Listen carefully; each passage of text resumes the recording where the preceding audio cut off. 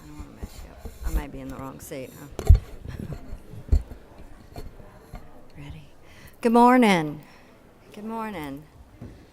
And it is a good morning. It may be rainy outside in Georgia, but this is a very good day for Georgia as we continue to present some very good budget news, I think. I want to thank the committee, first of all, for the hard work we put in, and particularly for our budget. I tell you what, our budget staff is just amazing. This is the part of budgets. I look in the back. I know that many of you are long servants in this arena of helping those with many of the disparities that we work with.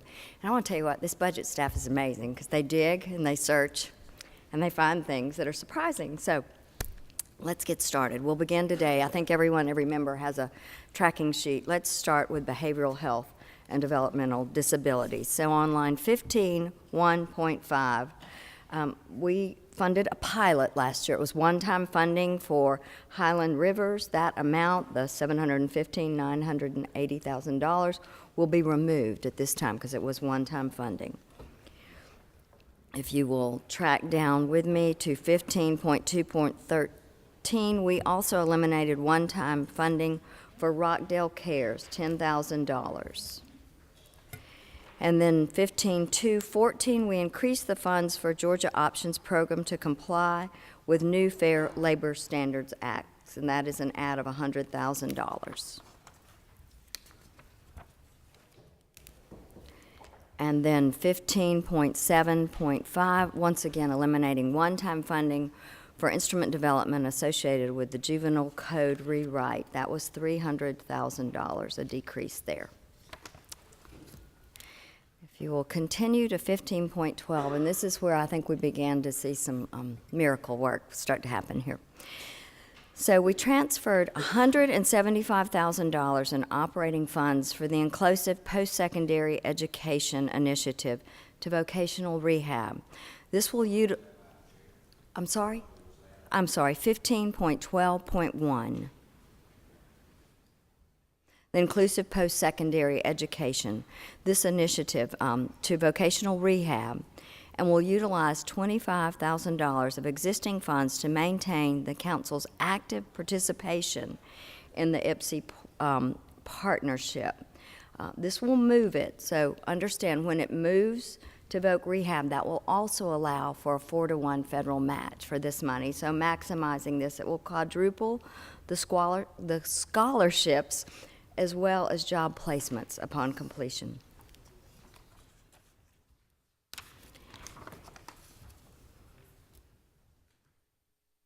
And then moving on to Section 28, the Department of Human Services. Line 28.6.9. There are about 19,500 children in foster care in 2016. It is a huge challenge that we face as a state. And in 2018, in the 2017 amended, we tried to move some money forward and heard loudly, I think, from many people. So you will see some reflections as we go through this department particularly. Starting right here, to provide funds for the court-appointed special advocates for CASA to enhance the statewide capacity, $500,000. 28.6.10, to increase the funds to the Division of Family and Children Services, DFACS, for the SAGs, the Special Assistant Attorney Generals who work. This will give them a $5 an hour increase as we begin to try to help them work more and work harder, which they are already doing, but to be compensated a little better for that work as well. And then, if you will turn to 28.8.9, this will be to transfer funds to the Elder Abuse Investigation and Prevention Program for a forensic specialist. This project fills in the gaps in diagnosis, treatment. Oh, I'm sorry. I'm sorry, I jumped down. This is for the Georgia Alzheimer's Project. Sorry, moving a little too fast here.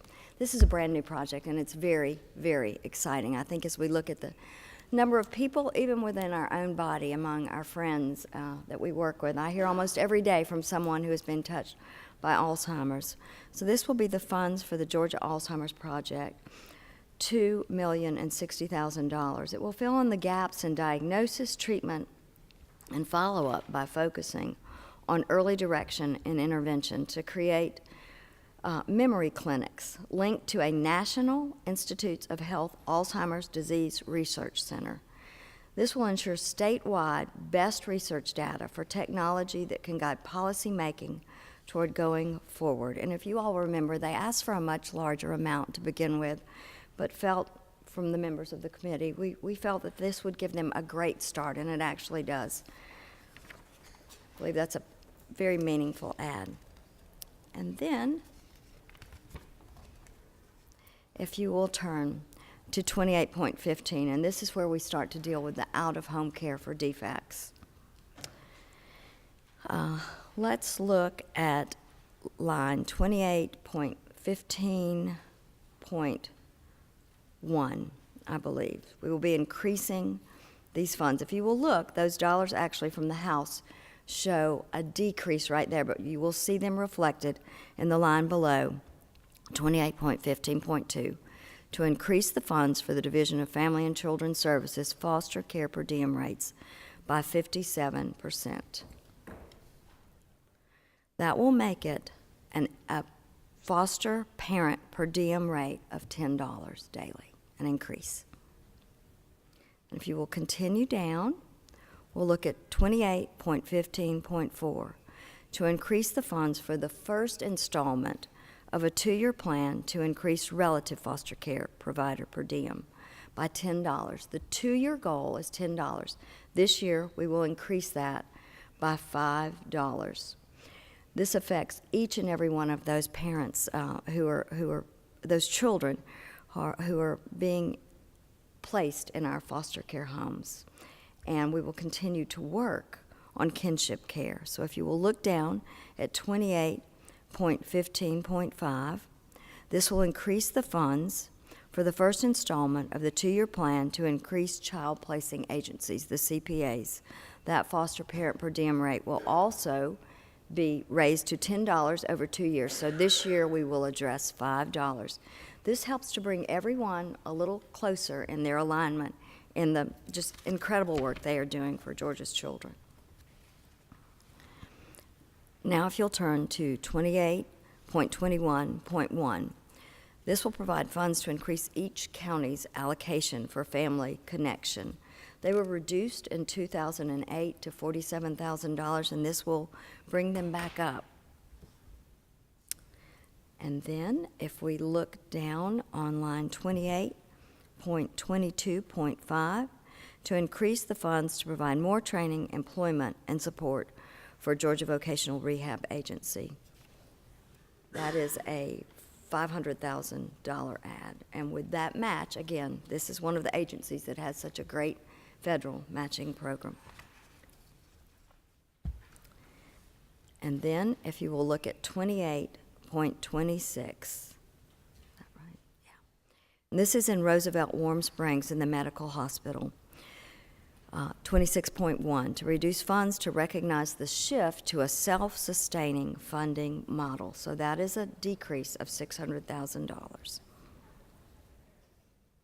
Then, if you will look down under vocational rehab, again, on line 28.27.5, to transfer $175,000 for the Inclusive Post-Secondary Education Initiative from the Georgia Council on Developmental Disabilities and increase the funds by $325,000 to provide for that state match, once again, that federal money. So $500,000 will bring us about $2.5 million when that is completed, and will also allow 766 additional scholarships for that inclusive post-secondary program that is so very important to our students as they move out of high school and into careers and into helping Georgia by being tax-paying citizens that they so desire to be.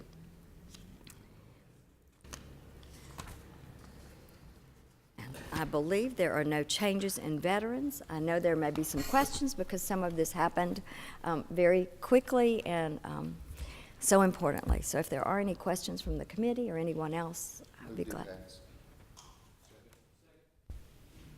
We have a move to do pass and second. Is there any further discussion? I thank you so much. All in favor, please signify by saying aye. Aye. Opposed by like sign. Thank you so much. The motion carries, and I thank each and every one of you for your commitment to Georgia's families and children.